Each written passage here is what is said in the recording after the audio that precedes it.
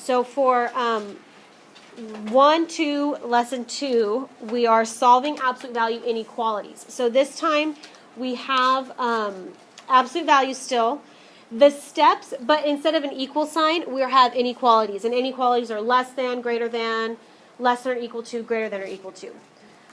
The steps to solving the absolute value inequalities are the same as what we were doing yesterday.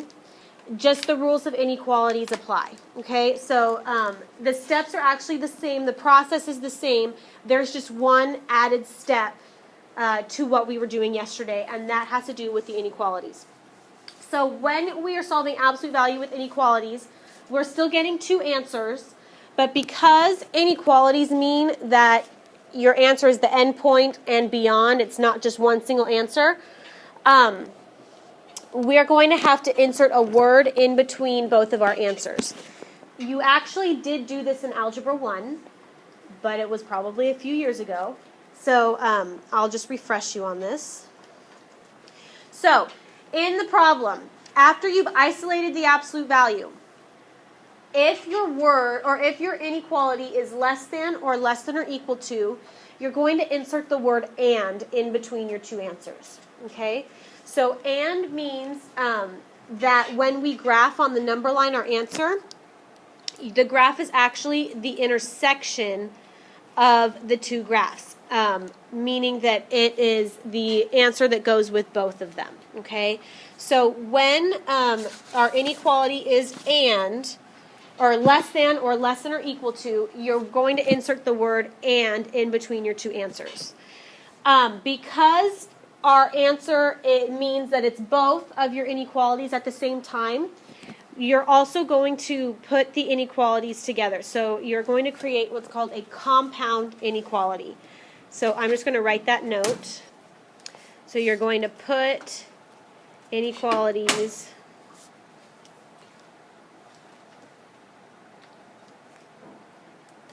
together in your answer.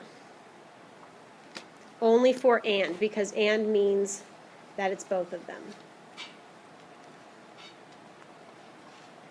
Okay? After you have isolated the absolute value, if your inequality is greater than or equal to, you're going to insert the word or in between, meaning your answer is either one or the other. So when you get your two answers, it's either going to be one or the other. And that means that the graph is what we call the union of the two graphs, meaning it's both directions. You should have two arrows. When we graph it, you'll actually see what I mean, okay? Just make sure that you write it down so that you have it as your reference. So we're still getting two answers, but because they're inequalities, there's the extra step of adding either and or. The way that I remember this is if you look at these, this is less than and less than or equal to. Than sounds like and. If we have greater than or equal to, it's great or, and the word or is actually in there. So we have less than, which is and great or, which is or. So that's kind of how I remember which one goes with which. Less than, great or. And that's everything, all the steps are the same up until that point where we have to insert the word in between your answers. When we do this together, you'll see what I mean. We do have two special inequalities. If you reduce it all the way down and you get your inequality greater than a negative, instead of no solution, your answer is going to be all real numbers because it's saying that your answer is anything bigger than this negative number. So your answer is growing, so you're good. Okay? If you get your absolute value by itself and it's less than the negative, it's no solution. Okay? So this is a little bit different with negatives. If you're greater than a negative, your answer is all real numbers, meaning any number that you could possibly think of. If it's less than a negative, there is no solutions. And your answer should always have, or your absolute value equations should always have two answers. Okay? So let's look at example 1. Example 1 wants us to solve the absolute value of y is less than negative 4, and the absolute value of y is greater than negative 4.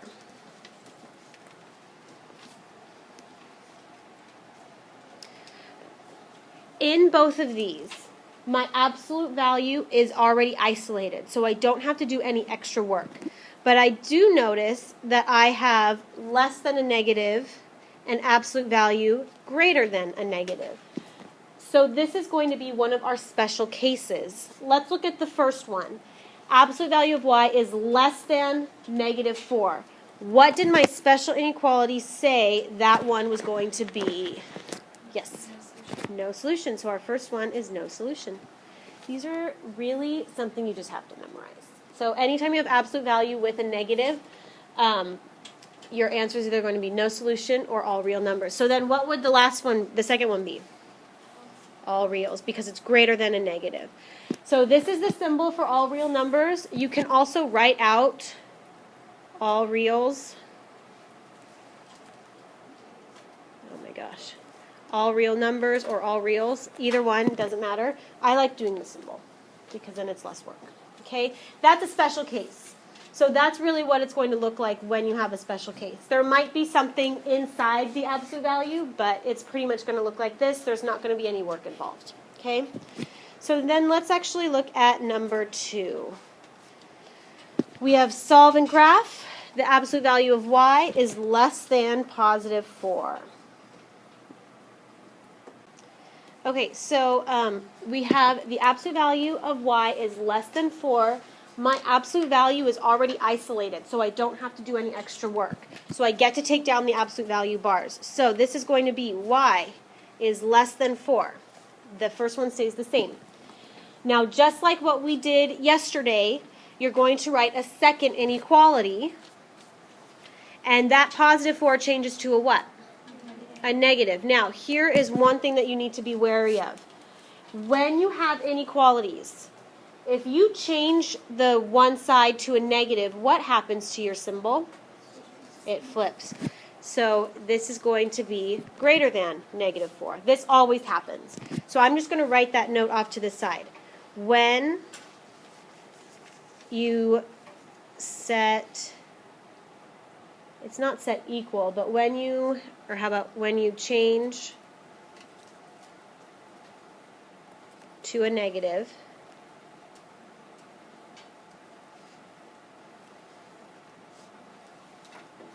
the inequality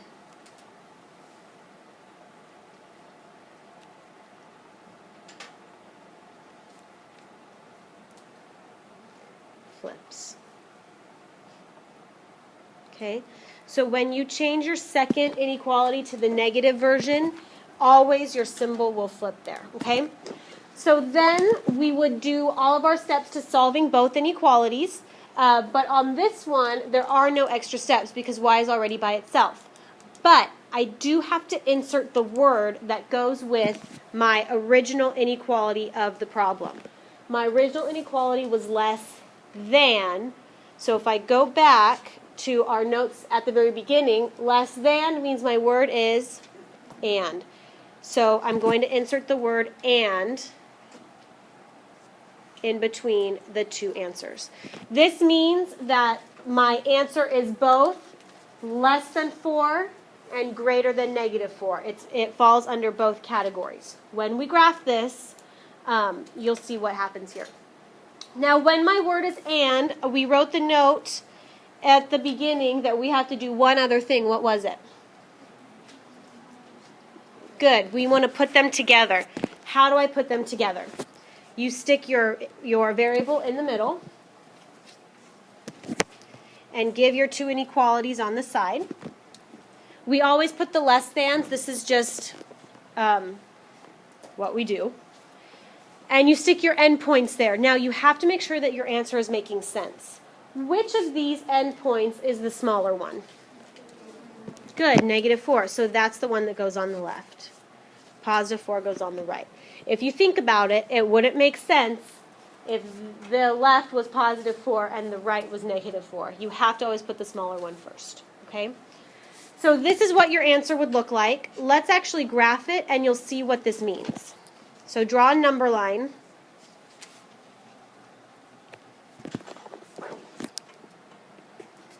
So this is 0, 1, 2, 3, 4, and -1, -2, -3, -4. Okay, you only really have to go all the way to the endpoints, that's fine. So let's graph, and we'll see what this graph looks like. I'm going to end up using 2 colors because we're going to be graphing 2 different lines. So let's graph this part first. Y is less than +4. Less than means that my dot is going to be open or closed. You guys remember? Open, because it cannot touch that actual point. And less than 4 means that my arrow on the graph is going to the left or going to the right. Which ones are smaller than +4? To the left, right? So draw an arrow going to the left. So for this purple one, y less than 4, everything going to the left is what's less than 4.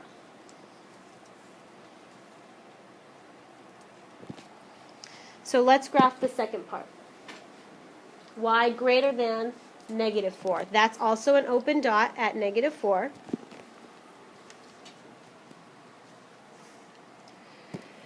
But which direction would everything that's bigger be going in? To the right. So draw an arrow to the right.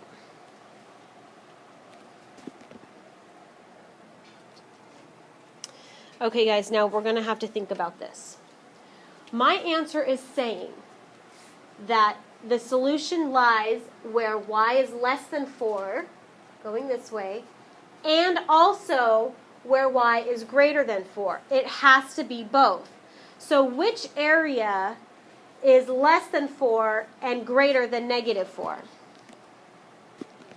The stuff that's between, right? So this stuff on the outside right here, that is less than -4, but my answer has to be greater than -4, so we erase it. That part is not part of our answer. And the same thing with all of this stuff right here. Anything that is not between the 2 endpoints is not part of our answer, because our word here is and. It has to fall in between both. Now, your answer kind of mirrors that. That's why we put the 2 inequalities together. What do you guys notice here? On the graph, my answer is, I have my 2 endpoints, and the answer is everything in between, right? In my inequality, I have my 2 endpoints, and the answer is everything that's in between. So your graph should mirror what your algebraic answer is. Okay? Let's do an OR, and we'll see how they differ. Okay, so example 3, we want to solve and graph the absolute value of x plus 2 is greater than 5. The first thing we want to do is isolate the absolute value. There is nothing being added or subtracted outside, so it's isolated. So let's break it down. We have x plus 2 greater than 5. And we want to make x plus 2 using a -5, so what inequality am I going to have? A less than. You always want to flip it. Okay? So we have x plus 2 is greater than 5, and x plus 2 is less than -5. And now we can start solving. What I want you guys, or no, wait, we have to insert a word in between. If my original inequality was greater than, great or, what word goes in between the 2? Or. So make sure you write or in between. I always write it in all caps to remind myself that it's there. And that or has to be in your answer all the way through, okay? So what I want you guys to do right now is either with your partner or with your group, finish solving both of those inequalities. It should only take you like 30 seconds. Do you flip it every single time? Okay, guys, in order to get x by itself on each of these, I heard a lot of you saying it. What did you have to do?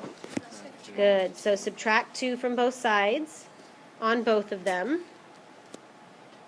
So that's going to give me x is greater than 3. Bring that or down. Or x is less than -7. Because your word is or, you leave the two inequalities separated with the or in between. Okay, so you only put them together when your word is and, meaning it's both of them. With or, it's one or the other, so you leave the word or in between. Now let's graph this, and we'll see what it looks like on the number line. Instead of putting all the little dash marks in between, I'm just going to write my endpoints, and this is okay if you guys do this too. One of my endpoints is -7, and one of my endpoints is +3. So I'm just going to put two lines and label them, -7 and +3. Okay, guys, so to graph x is greater than 3, is this an open dot or a closed dot? Open at 3. And which direction is greater than 3? To the right. So draw an arrow to the right.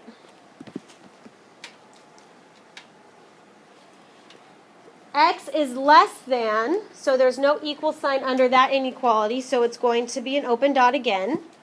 But less than -7 means I'm going to the left. What do you guys notice about this graph as opposed to this one? Yeah, there's no area in between, right? In this one, when our word was and, the answer is all the stuff that's in between. In example 3, when our word was or, the answers are going in opposite directions. So that's why we leave our answers separately. So your algebraic answer should kind of match what the graph looks like. In example 2, the graph was all the stuff in between because we put the two together. So our algebraic answer, we put the two together.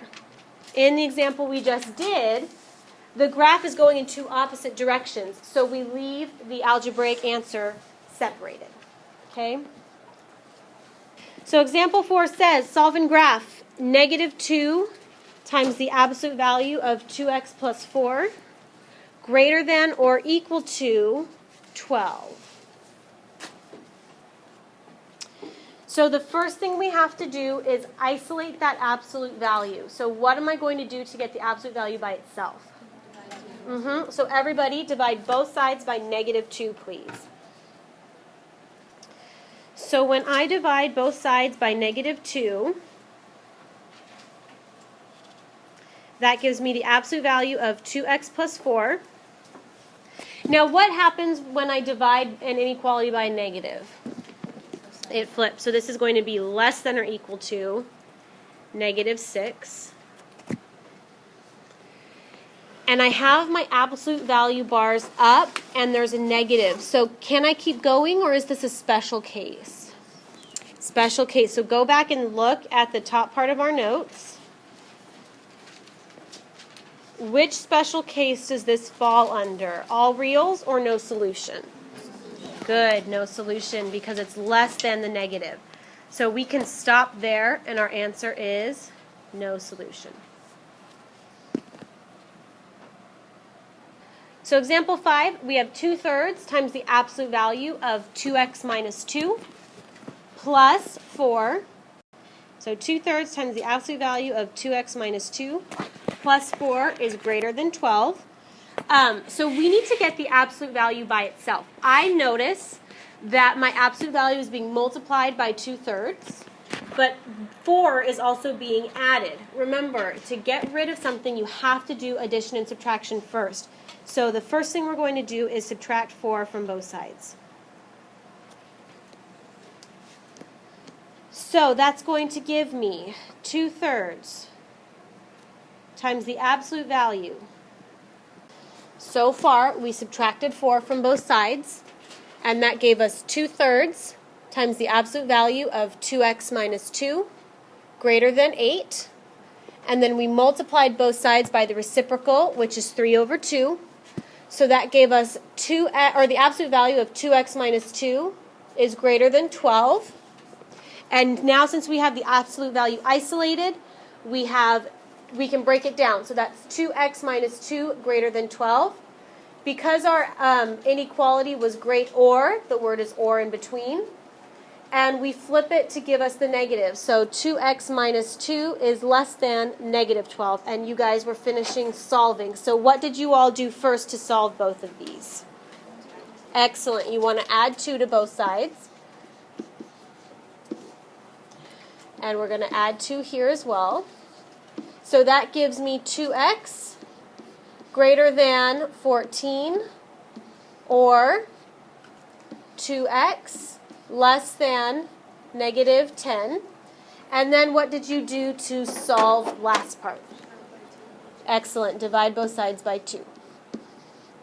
Oops.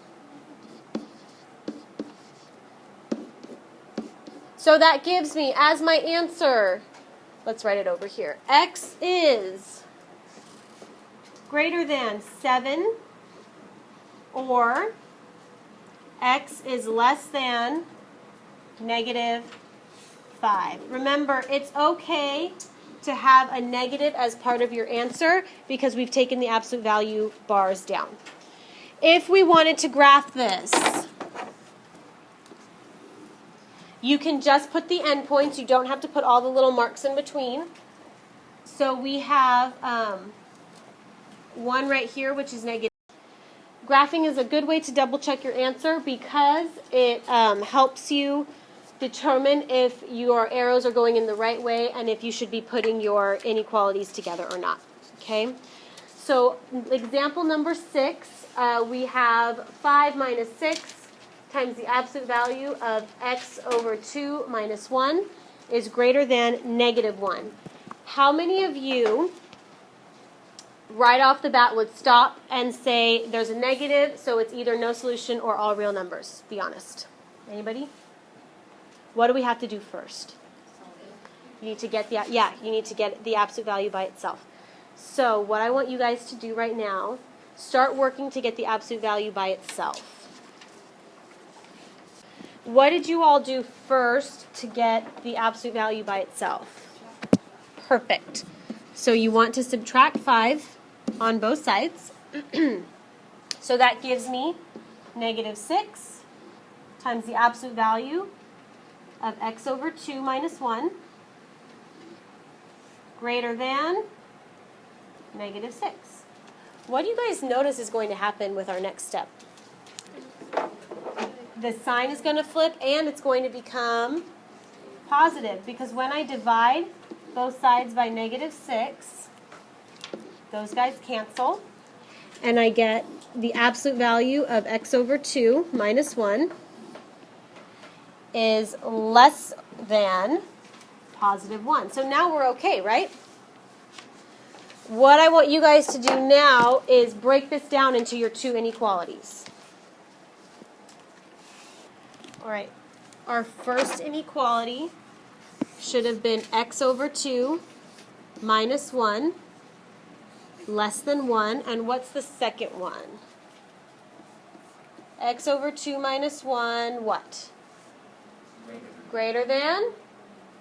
Negative 1. What is the word that goes in between? Here's what I was talking about earlier. In our original problem, it was a greater than. But because through our manipulation, it ended up flipping to a less than, we need to use the word and. Okay? You always use the inequality that was right before you broke it down. Okay? So you really only want to look right above where it was that you broke it down. You only are going to use this inequality. So to solve this, shouldn't take us too long. We're going to add 1 to both sides.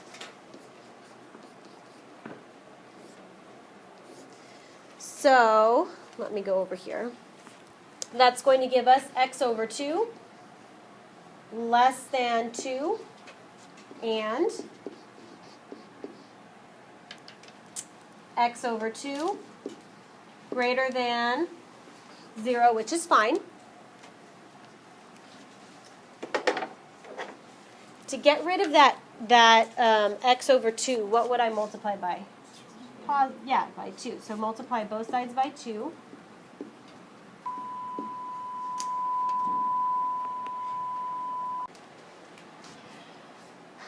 So after we multiplied each side by 2, we have x is less than 4 and x is greater than 0. But because our word is and, remember we have to put the 2 together. So x goes in the middle and you put your two endpoints on the ends. So 0 is smaller, which is why it goes on the left. 4 is bigger, which is why it goes on the right.